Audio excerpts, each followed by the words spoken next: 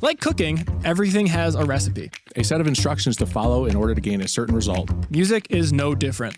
Be it ingredients for a dish, a set list for an amazing show, Or a release strategy for a successful launch. these are all recipes. Hi, we're your hosts, Sean. And I'm Brandon. Come and join us in our kitchen as we go through the Music Maker's Cookbook. Let's get cooking.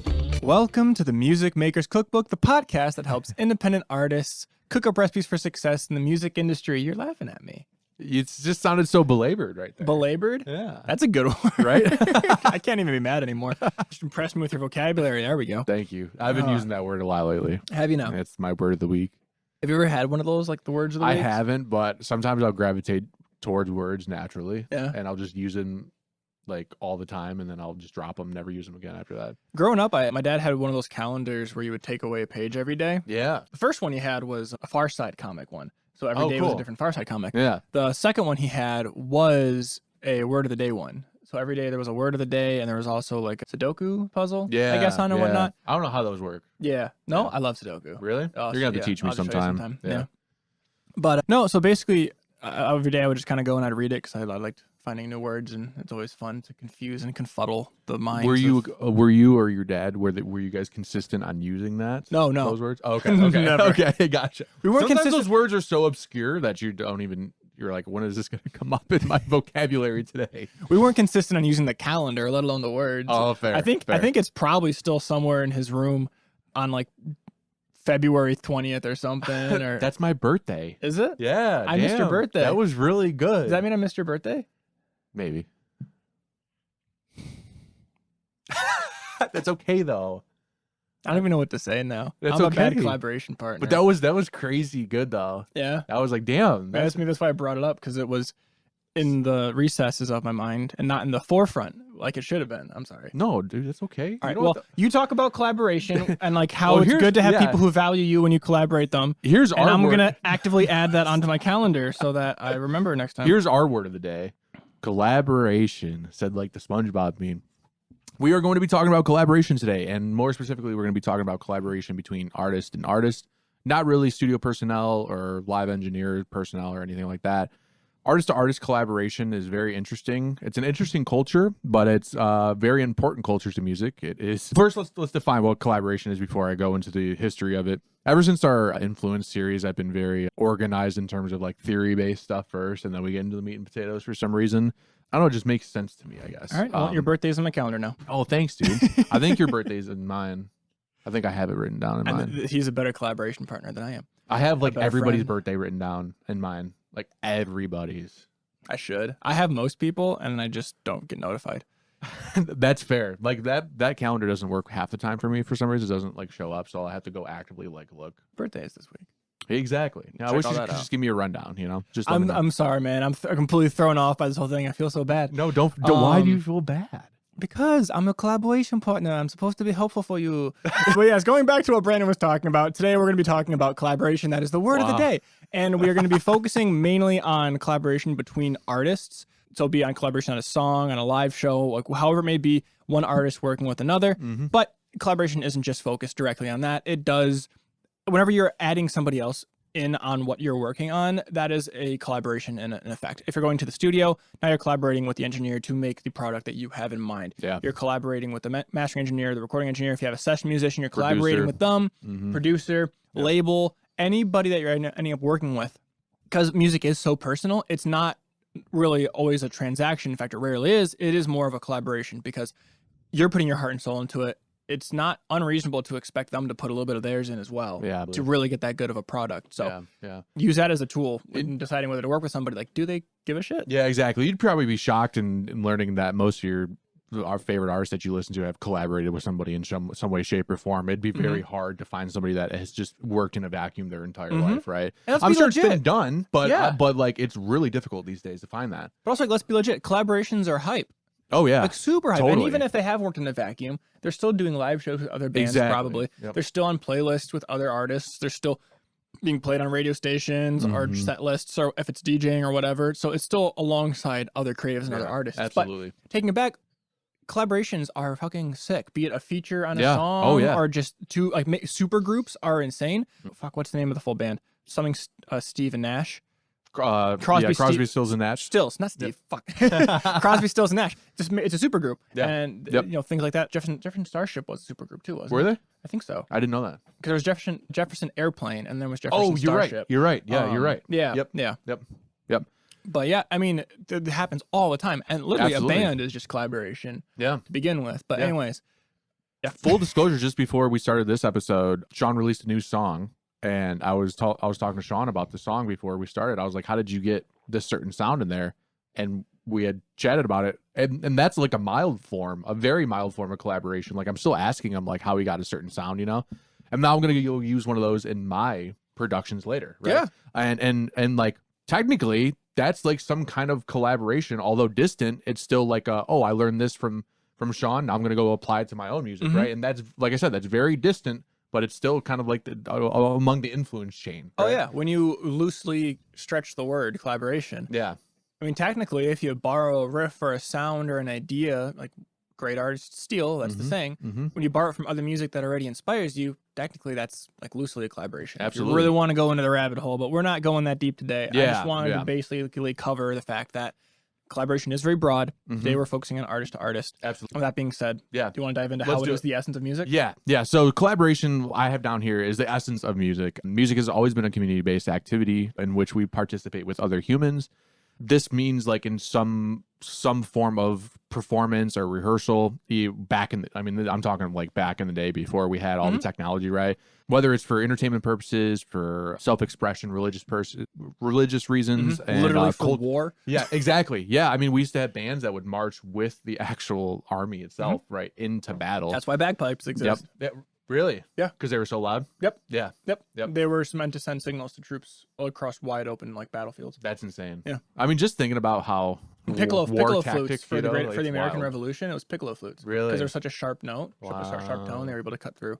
Interesting. Yeah, so they used, Interesting. that's why when you see like the revolutionary bands, like marching bands, come through at any like local event or whatnot, at least in Plymouth and Yeah. in Northville, we see them a lot. Mm-hmm. But they have like piccolo flutes as well as those big, Yeah, the big drums. big bass drums. Yeah, Mhm. and it's because the low tones roll over the hills to Right. get the attention, and the piccolo flute has the detail that tells people kind of like what's going on here. Yeah, definitely. Probably not a great tactic for war. You know, just saying.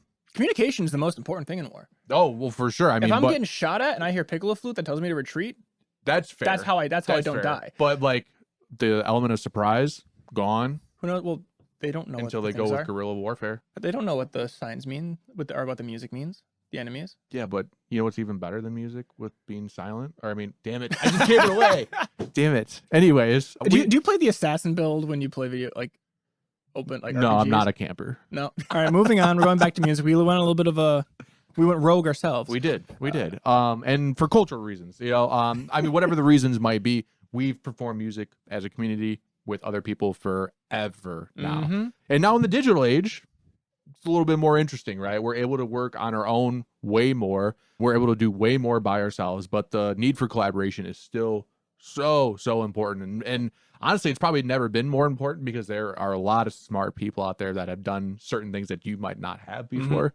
And navigating this technologically bloated world at this point can be pretty cumbersome. So, I mean, learning from other people and working on other people's stuff is only a benefit to you. Obviously, there are different ways to do it, and we'll explain that later on. But collaboration is still very important in today's technological world.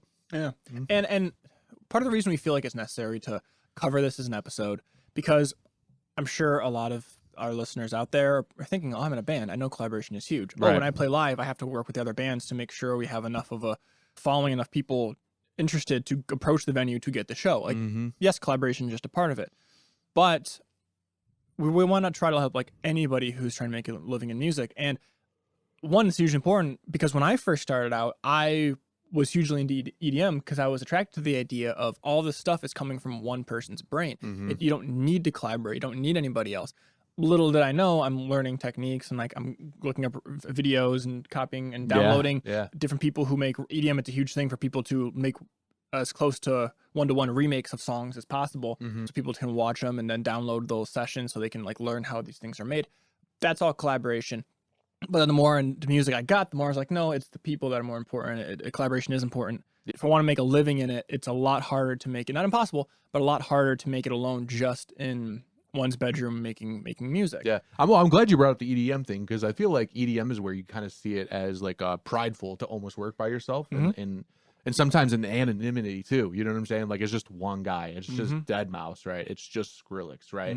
Where you have these very individualized like artists, you know, that are like, oh, I have no outside collaboration, but they definitely do. Yep. They 100% who's programming do. all the lights? Right. Exactly. Who's making the helmets? Who's designing the LED things? Yep. Who's putting together like, the album art and all that stuff? A lot of times it is just the one creator, especially starting off. But the more you branch out, the more influence you get, and can have others, the more people want to work with you and get that, you know, put their spin on what you're doing because it's enticing what you're doing. So part of it we're going to talk about at the end is also that, hey, not like eventually people will want to work with you, and that's the point where it's kind of like, okay, step back. Do I need to work with these people? Do I need to collaborate with anybody who just comes along at a certain point? If you're at that point, hopefully you're being careful with it. If one person's asking to do something with you, odds are others will too. So you can kind of compare. And then if you want to make sure you're not taking advantage of, check out our whole influence series that we just finished up. Absolutely. But and we will touch on some taking advantage points at the end very briefly. Yep. Well, shall we get into it? I think we shall. All right. Learning how to collaborate. Hey, Brandon, on the count of 3, say your favorite dinosaur. Do it. No, I'm just kidding. But it's you have to have somewhat of a introduction to start a collaboration. It's really hard to get somebody to want to collaborate with you when you're just right off the bat saying, hey, feature on my song. Yeah. There's nothing common there. There's nothing really to get a conversation going to start a collaboration process. I didn't meet Brandon and right away go like, podcast, let's go. Right. No, we hung out a couple of times and eventually we're talking about podcasts and we're like, I want to do this. Like, no, I'm serious. I want to do it. Yep. And then, yeah, I'm serious too. So we ended up doing it. But it took time and kind of doing things to like build trust in each other to even approach that subject to begin with. Absolutely. Before we had the idea to start this, I wanted to start a podcast. Same. Yeah, we were looking for people, but we weren't like instantly first person like, let's do it. Exactly. Yeah. So it's important to have that pause. Yeah, absolutely. And like it feels like the second time we met we were like podcast, but it was definitely like the third or fourth time, you know. But at that point we had already established like a rapport with each other. Like we already knew what like each other's like kind of goals were, what we did, and you know, things like that. I mean, learning how to collaborate though when you're like first starting out, like I mean, you've taken guitar lessons and you're ready to spread your wings and fly. I mean, even guitar lessons are a collaboration, by the way. So like what are some things that you can do, you know, yourself to like learn how to collaborate personally? It's just like, well, first one is probably like the toughest one. And I just want to get that out of the way right now. Yeah. You have to be open to criticism. Yeah. And this is the toughest one to swallow because we want to believe that our art is perfect. Our art is personal and who cares what anybody else says about our art. But you do have to be willing to, you know, hear the good and the bad, you know, simultaneously. You have to invite the collaboration in and show that you're open to, you know, being criticized because it makes it like, hey, I'm easy to work with. I'm open to this kind of thing. Yeah. And it's tough to learn how to do that too. Like, cause it is a hit to the ego at some point where it's like, damn, I'm starting to take this like personally, but you know, as long as you effectively communicate, which is something we will touch on, it can be dealt with in a way that doesn't feel like a complete attack onto you. And most of the time it's not. It just sometimes maybe it comes across that way or it just feels like that. And that's something you're going to have to learn how to deal with emotions, right? Yes. And be able to not lash back when you get, you know, some pushback on something. And because criticism can be a very touchy-feely subject. Absolutely. And we should probably have a whole episode about it, honestly. Oh, did we? I'm pretty sure we did. Did we? Yeah. What episode was that? I'll have to check it out. I'm going to have to go back and listen to it then. Yeah. If it is, I'll keep this part in the podcast. If not, I'm going to cut it out. Anyways. Sweet. And so, but we were saying like criticism is a very important, it can be a very personal thing. Yeah. It can feel like you're being attacked or whatnot. So if you are in a collaboration currently, be it in a band, in a group, working with other artists, having boundaries and laying a foundation of like what like rules of the collaboration is very, very important. I just want to make this as a quick sub note. We're not going to dive deep into over communicating boundaries and ideas. No, totally. But when you are collaborating, criticism is hugely important. But because it can be so personal, it can be important to establish that, hey, I want you to criticize what I'm doing. I want to have these conversations, but only to have it when it's invited. Sure. So if you're doing something and just fiddling around and you're trying to figure something out yourself, that is the worst time for the person you're working with to be like, that sucks. What the fuck are you doing? That's when you build resentment. You can, Yeah. start falling apart. You're like, I didn't ask for this. I know it's not great. I'm not presenting it as an idea. Right, I'm right. just figuring stuff out myself.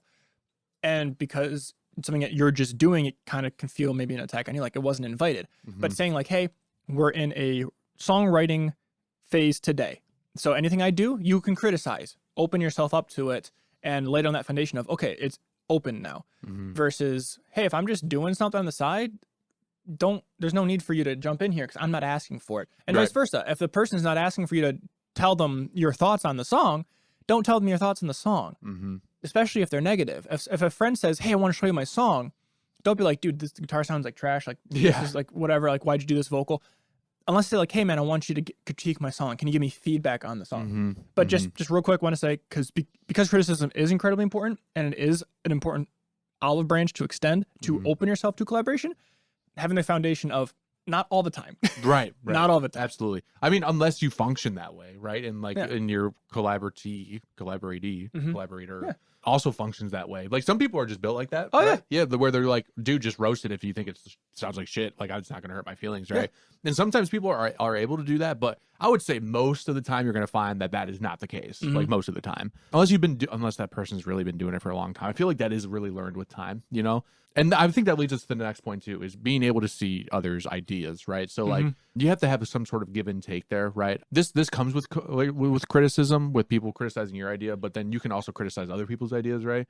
But if someone doesn't like your idea, and maybe multiple people don't like your idea, that might be a time where it's like, okay, well then maybe we just gotta let this idea go. I'll save it for another time, another place when to Mhm. use this certain, section of a song, chord progression, lyrics, whatever the case may be, Yeah, right? your own side project, bring it up Exactly. later. Yeah, you have to be willing to, meet the other person where they're at, and they have to be willing to meet you where you're at, and then come to an agreement on this is the way that it's going to be. Mhm. And that often deals with maybe letting some stuff go from time to time. It just is what it is. Yeah. Moving on from that, just kind of being patient. It's a virtue. Yeah. Everyone says that. Yeah. It takes time to really grow that effective communication, Mm-hmm. grow that collaborative spirit. And not every single project you have necessarily has the time. Like if you're just planning a one-off show or if you're having somebody feature on your song, Yeah. you don't necessarily have a lot of time. Sometimes there is a deadline. Like, no, I just need you to submit this by the end of the week. And if it doesn't work or if I don't get it in time, then you're not on the song anymore. Yeah. That's okay. That's okay Yep. too. But as long as Absolutely. it's communicated beforehand. But if you are like part of a group that is making music together consistently, Mm-hmm. a band, then having patience, it can be very hard and stressful to do. Absolutely. But that's where some of the other techniques and some of the other things that we talked about are important. Expressing the boundaries and all that stuff. Yeah. And yada, yada allows you to be patient. Yeah, I think Sean makes a good point here, and I want to kind of like illustrate it, is that the more people you invite into a collaboration, the more difficult it becomes to manage all these things together simultaneously, because there's a lot of different personalities, a lot of different communication styles you got to deal with. But that's something you're going to have to get used to eventually, anyways. So just go into the collaboration and just be willing to do whatever you can to, I mean, not hold on to your art at the same time, but also be willing to see other people's art too. Yeah. So, but I think you make a great point, because when there are a lot of cooks in the kitchen, it can be really tough. The last point we want to make, like learning how to collaborate, and we've already touched on this. So I'm not gonna like put too much emphasis on this again, but being able to communicate effectively, unlike that last sentence I just gave you. Each person is different, and each person has a different communication style. So how you present things and how you criticize things will vary from person to person, and you have to learn that person and be able to take up on social cues. A lot of body language you have to be willing to see.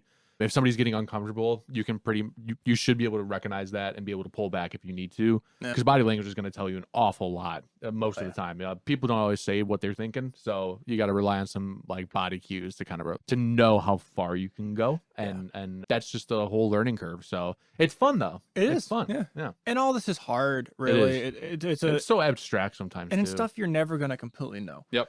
Or be conscious of. Yeah, right? yeah. Sometimes you get really into something and you're talking about it, and you don't, skip the fact that the person seems uncomfortable about the topic at hand, or tries to shy away, or you're pressuring someone to get something done, but you're overlooking the fact that they got a lot going on, or you're offering criticism because you thought they opened it, but they reacting in a negative way, even though they did ask for criticism. Yep. The way that's being perceived, like it still feels like a personal attack. Which is, we did have an episode about criticism. We talked about the idiot sandwich. Yep. Not the idiot Yep. sandwich. The Sandwich, yeah. the idiot sandwich is a Gordon Ramsay thing. But no. It is a Gordon Ramsay thing. But yeah. So these things you're gonna make mistakes on. We make mistakes on it. Everyone makes mistakes on it. So this is your permission to keep fucking up. But as long as you try to keep it in top of mind moving forward, that's the way to be open to collaboration and try to make it go as best as possible. Yeah, absolutely. Because when you invite someone in, even if it's your song, you made the beat, you made all the lyrics, you're singing on the choruses, you're just inviting somebody in to lay a verse down. Mm-hmm. And it's like, this is my vision. By extending that olive branch of having somebody else, even if it's just like a verse or a backing vocal or a line or ad libs, a small part of it is telling them that this is part of your song now too. You are like, they're going to feel ownership on it to a degree. Absolutely. It's not just a transaction, unless it is just a transaction. Yeah, right. Like you can, is it $250,000 to get Snoop Dogg to feature on a Something song? like that. Yeah, it's expensive. It's expensive. That's probably just a transaction. Yeah, most likely. Yeah, most likely. Yeah. But most of us aren't paying that much to get someone like Snoop Dogg on it. Most of us, when we do have a feature, the whole goal is to bring both careers up together and have that kind of collaborative aspect on it. So they own a certain part of the song as well. It's not just you. Yep. And be aware of that. They're going to feel ownership. Yeah, absolutely. Yeah, when you invite other people in, go in knowing that there might be a suggestion or two made. And that's okay, because that's what collaboration is. That's how art is made. So, like, how do we begin a collaboration, Sean? I say the best place to start is just by asking. Most of the time. Go in the middle of a crowded room, stand on a chair, point to someone and say, we're collaborating. Get over here. No, don't be aggressive like that. Get over here. No. Something like a scorpion. Yeah, right. And that's what you do. Yep. And then you I'm not gonna go that dark. Yeah, anyways. Well, you find the person with the most followers and the most success, and then you reach out to them, and then you collaborate, and then you make millions of dollars. Game over. Career. Game over. Boom. Yep. It's that simple. Career. Yep. It's that simple. And they'll always say yes. Yeah, that's right. That's right. They only say yes, and your ideas are the best. Well, actually, while we are on that topic, a real quick thing I do want to say is if you do approach somebody who has a lot more going for them than they necessarily have going for you, it can be done as long as you do it respectfully and acknowledge that, hey, you've got a lot more going on than I do, and shoot your expectations, just go a lot lower. Like if you're going to hit somebody up that's got a lot going on, don't say, hey, can you join our podcast? It's an hour-long podcast with half-hour prep time and all this stuff, and we need all this information from you. No, hey, I know you're really busy. We'd love to talk to you for 5 to 10 minutes on just a phone call. It's going to be a short clip on our podcast. Yeah. That's a lot more approachable than, hey, we need you to sit down and give us an hour of your time. Absolutely. For nothing. Yeah. That's the podcast example. But for your song, being like, hey, I'd love you to help produce this song with me. No, they've probably got a lot going on their own plate. Yeah, exactly. It'd be like, hey, could you throw in a quick verse or some ad-libs, or could I just get a simple vocal take of you going or something, so I can throw it in the back of the song and get some simple percussion going on, or add some rhythmicness to it. It's a great way to extend the olive branch at first, right? And just get your name out there, and then start, figuring out how this works and what works with certain people, right? Yeah. And now you can say they're on it. Yeah, absolutely. And they can just real quickly send you back something. Yeah, totally. If they're open to it. Yeah. I mean, a lot of the time, how to collaborate with someone or how to begin a collaboration is so abstract thinking, because a lot of the time it's just a natural progression from a friendship or meeting somebody at a show and you vibe with them really well, or you really like their style of music. I mean, really, it's such a innate natural process that it's hard to really put like a value or something on it. It's not as simple as I see you have 20,000 followers and I have 19,000 followers, so let's do something together because we're close to equal. Exactly. It's not a simple transaction like that. It can be. It can be. Especially in the realm of content creation. That's often that is often the case. A way to do it. It's hey, you're at 50,000, I'm at 50,000. We both have the same kind of fan, so let's do something together so I can interact with your audience. And you can we have similar sponsors at that point, let's just let's come together, collaborate on something, and see what it does. Yeah, music is way more personal. I would say, when you begin a collaboration, you should at least have something in your back pocket, whether it's a portfolio or just song demos on your flash drive or something. Just something that you can prove that, or you can show the other person that, hey, I do have value here to add somewhere, or I am serious about this, because there are a lot of pretenders out there. And that's not necessarily like a terrible thing, Mhm. but it's definitely something that people put their guard up for sometimes. And especially depending on where they're at and like Sean was kind of saying, in their career. So Yeah. it's definitely important to have some kind of proof behind you Mhm. before you really start to reach out for collaborations. But other than that, I mean, that's really my biggest stipulation, I would say, is just being able to bring value to the table. Oh, for sure. So a couple things. I'm going to tell a couple of quick stories real quick about a good collaboration experience and a bad collaboration experience that I've been a part of to kind of illustrate to you what you kind of mean by bringing something to the table and how it can be as simple as just a foundation of a song, or it can be as complex as I've got everything situated, I just need you on it, or whatever it may be. So starting off with a really good collaboration experience I've had. I talked about him before as a guy I've worked with. His artist name is Ship and Sail. His whole albums are all about collaboration. We'll literally come in, record a scratch guitar and vocal to a click, and then he'll have other artists come in and do like be creative as they want on it. Oftentimes he's not even there. He just lets them compose what they want on it. And then it slowly builds. And then he comes back at the very end, does some final adjustments, re-records his guitar and his vocal to the new track, since now it's got added drums and it's got a different vibe to it. And then the song's done. That's a great collaboration experience because, one, he's open. He lets them own their parts of the song. Yeah. He's not saying you have to play exactly this. And it's fine if you tell them that you want them to play exactly that, but then that goes more into the transaction space. Yeah. For the collaboration aspect, he's like, you can play and compose whatever you want. And then he's collaborating with me because I'm the engineer that's in all the sessions, and I've talked to him. I got a bit of an idea of what he's looking for, so I can kind of guide it even when he's not there. I like what you did. Let's try it this way a little bit, so it still fits his end vision. But then they can feel like they take ownership of the parts they're doing, and it can go in multiple different directions. And this songs often end up completely different than he originally envisions it. Yeah. But he's open to it. That's part of the whole process. He allows them. I think it's a really cool process, by the way. Yeah. Yeah. And the songs turn out freaking dope, and you get some crazy cool things going on. And I learned I'm open to it too, because I'm not like, you have to come in and play a specific part. So I learned a bunch of stuff from working with these artists as they came in and layered it out. So that's a really good collaboration experience because it is at its core, no, like you're putting your stamp on this song. It's not like he's open to whatever they want to try. Yeah. A bad experience that I've had with a collaboration, somebody wanted to collaborate with me and it was like, cool, yeah, we'll make something together, just kind of figure something out. And then we didn't really talk about what the song was going to be, what the vibe of it was going to be, how it was going to end up. It was like, yeah, we'll just come in, jam on, figure something out and go from there.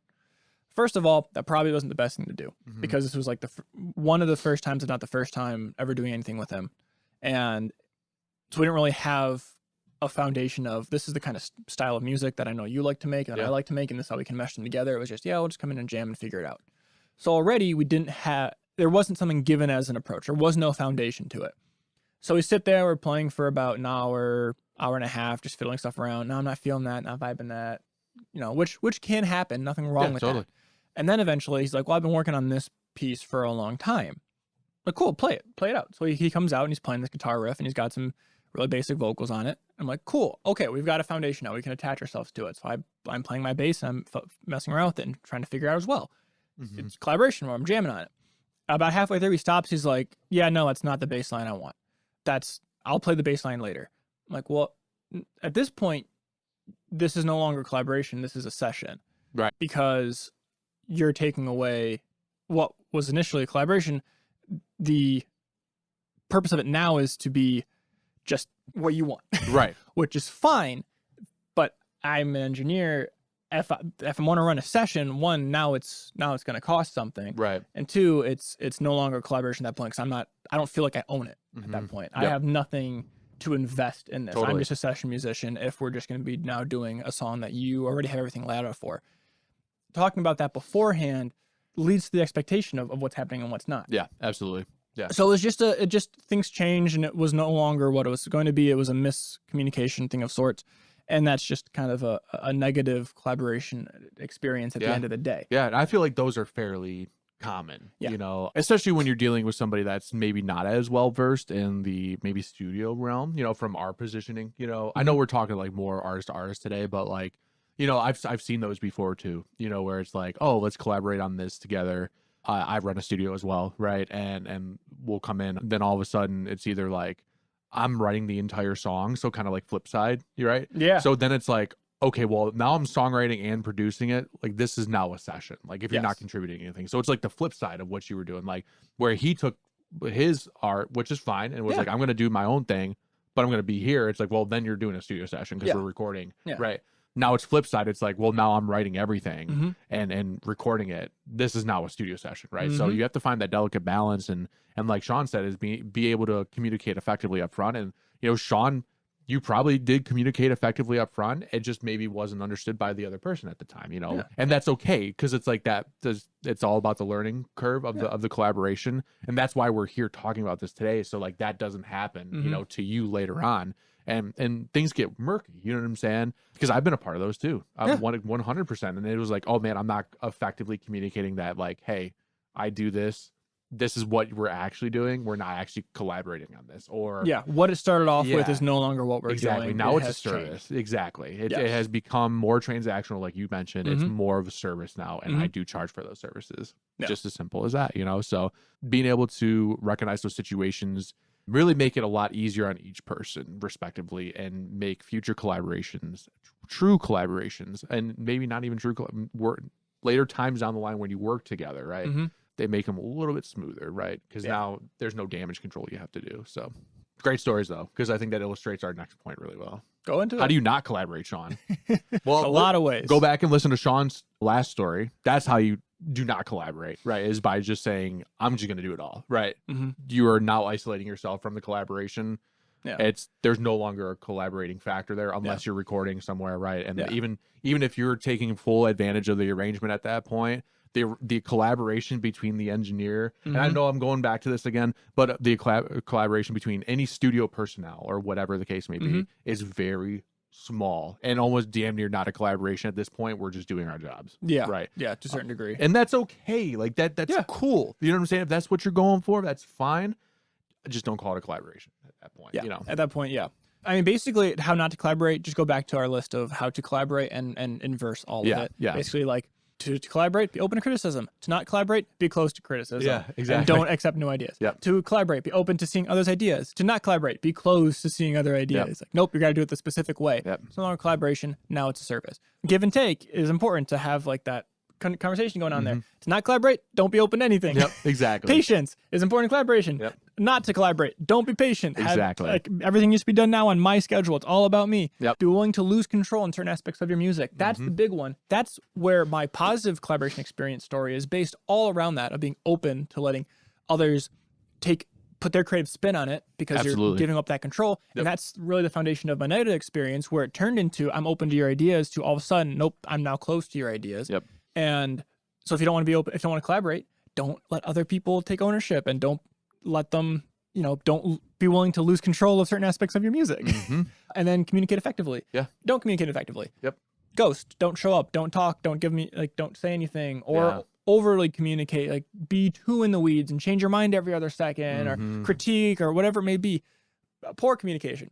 So that's a quick foundation of how not to do Yeah, it, I which mean- all relates to the number one you said, how not to collaborate. Don't be a dick. Yeah, yeah. If you're a dick while you're collaborating with somebody, I mean, the chances are you're not going to be friends at the end of it, and you're never going to collaborate ever again. I mean, you can do damage control later on. Like, we Mhm. all mature at our own pace, and we all learn things at our own pace. And you can come back and be like, "Hey, dude, that's not me anymore. I realized I was being an asshole. That's cool. Whatever. Blah blah blah." Mhm. But again, it takes two people to meet at that point, and don't be expecting the other person to maybe meet you at that point. At that point in time. Yeah. I said at that point a lot right there. At that I'm point, so at that sorry. point. Let me know how many times I said it. I'm going to be curious. And maybe you'll get a point for it. Get it? Because point system. And don't belittle somebody's ideas. That was a dumb idea, Brandon.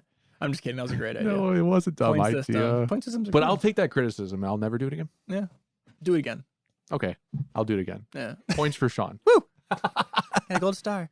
Belittling someone's ideas, especially when they're like just figuring something out and it's Mhm. not like a solidified idea, and you're like, you pull up like a piano or something, and you're like fucking around on the keys for a second, like either you're getting some kind of rhythmic thing going on, or you're just trying to find the damn key of Yeah. the song. Don't be like, no, that doesn't work. Like, Yeah. bro, I just opened up the fucking plugin, And like, there's- or I just got on the piano, like, damn. And even if you're like unsure of, is this where they're going with it? I don't like where they're going with it. There's so many better ways to Oh, yeah. potentially shut something down, Mhm. or even just to collaborate. Collaborate. There's so many ways that you can open up a collaboration Yeah. on it versus just saying nope. Be Yep. like, hey, I see you're doing something. Where you're going with this? What Mhm. is your like end goal in mind? Are you trying to go rhythmic? Are you trying to go melodic? Are you trying to like have sustain? Is this a priority in the song for you? Is this something in the background? Okay, well, if it's in the background, then have you thought about maybe making a little less intricate because there's a lot going on here and we don't want to overcrowd the music. Yeah. And then like, and the big phrasing of, we talk about it in our book Influence, but like having them come up with the solution to the idea. Like, have you thought about maybe making it a little bit less busy then? Mm-hmm. Or how would you do it to make it in the background without like, there's just word English hard. I'm just gonna let you talk for the rest of this episode. We're no longer collaborating on this episode. No, I'm just kidding. I'm just kidding. The last thing is how not to collaborate is don't be open to rejection. What? Accept rejection. Be able to take it on the chin.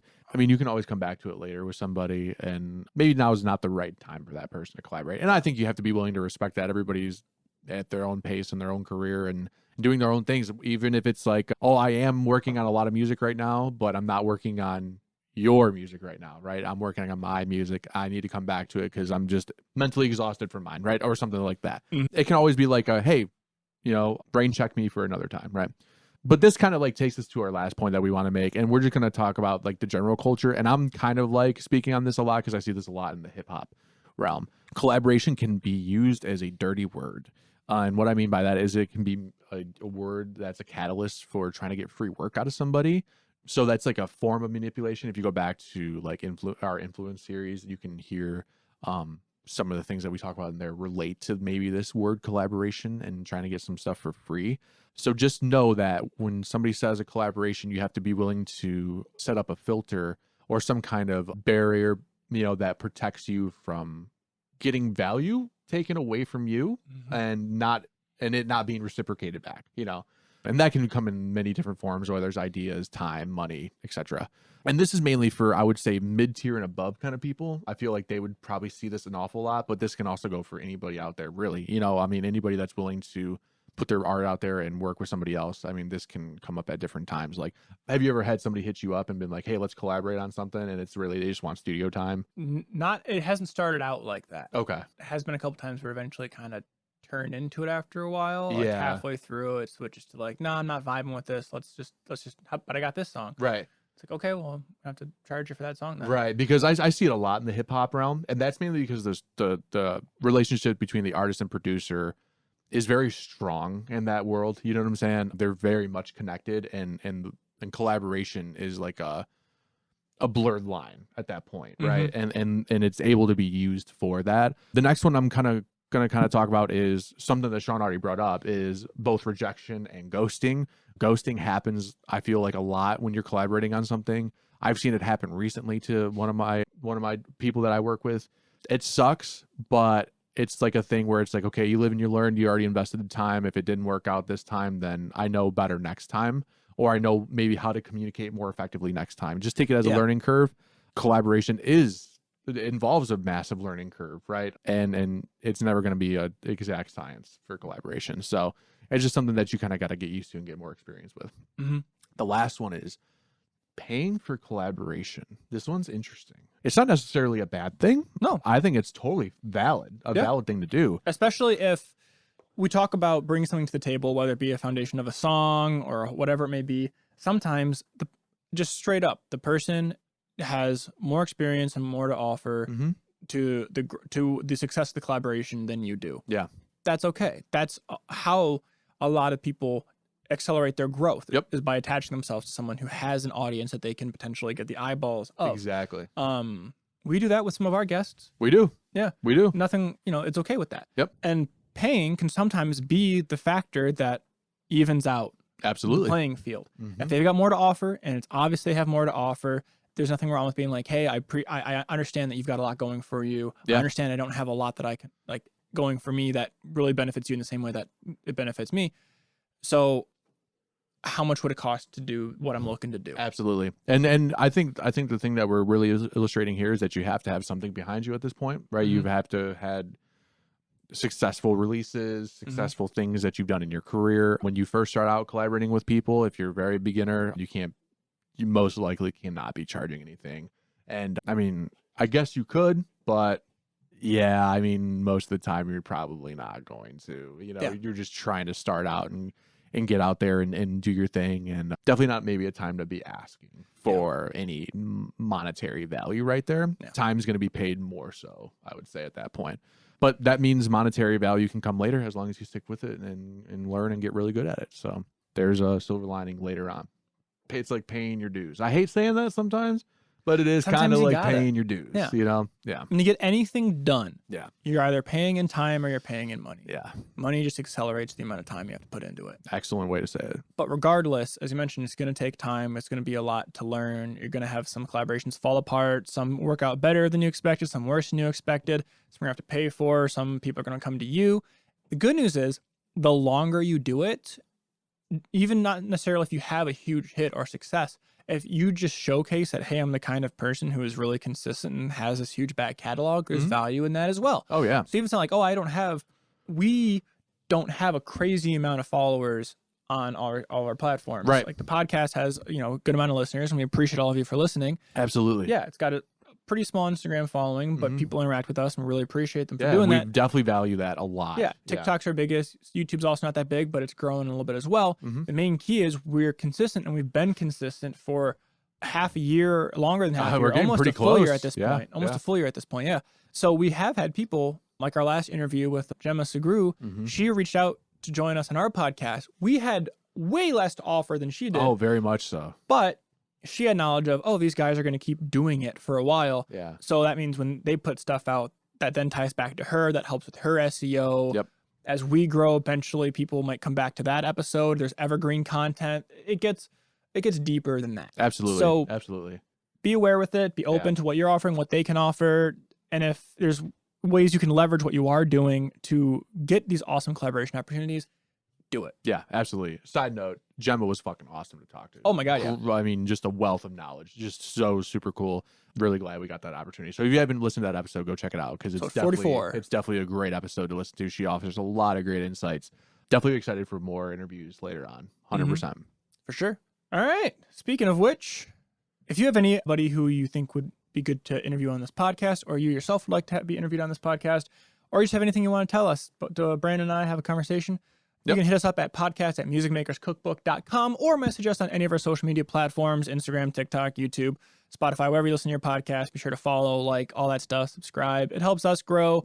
And if you can share with other musicians that you think this would help benefit, that just helps all of us help make a living in the music industry. I said help so many times. I'm being redundant. I'm rambling on. That's okay. That's okay. That's okay. Sometimes it's like that. It is like that sometimes. And sometimes you have to have the collaborator pull his weight. So, Sean, I'm going to ask you, where can we find more information about you and your services? And where can everybody find some cool stuff about what Sean is doing in his life? Yeah, if you want more information about SWS Recordings, you can look up SWS Recordings. I have a website, my own personal socials. You can hit me up there if you want to work on remote mixing, mastering, one-on-one independent artist coaching, or if you're in the area, you need a recording or whatnot. That's the place to go. It's swsrecordings.com.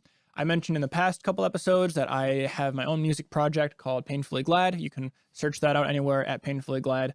I'm going to be slowly incorporating pretty much everything we talk about on this podcast, so it's kind of a loose blueprint to follow. It's like, hey, he is implementing it this way. Oh, he's trying that out. And if you go and you listen to music and you try it out and you have any questions on why I'm doing certain things, hit me up, ask me, tell me you listen to the podcast, and I'd love to have a conversation with you about it. It's going to be a slow process because I got to build all these systems that we're telling you to do. It all takes time. So right off the bat, it's going to be a little bit slower, but it's going to pick up as time goes by, and I'm going to incorporate more and more of what we're doing. Absolutely. So those are the two places you can find me. Brandon, where can they find you? I'm going to say the link a little bit slower this week, Sean. Studio222recording.com. I always fly through it every episode. I'm like, maybe I should have said that a little bit slower. So I said it painstakingly slow that time. So that way I would get it right. So you can find all my information there. I work on a lot of mixing and mastering stuff, recording, editing, really in the hip hop, pop kind of genres. But honestly, at this point, I'll work on anything. I just love music, and just reach out to me if you have any questions or are interested in any of the services that I offer. You can also find me on all the social media platforms minus X, aka Twitter. You can find me at _Brandon McLeod. That's my personal, or you can find me at Studio 222 Recording on any of those and reach out that way. And I'll try to respond as soon as possible. We'll do our best. That's right. That being said, thank you for listening to this podcast episode. Thank you for joining us in the kitchen today. Take these ingredients out of this cabinet of wisdom. Cook your own dishes. Let us know what works for you and your successes. Until next episode. Bon app.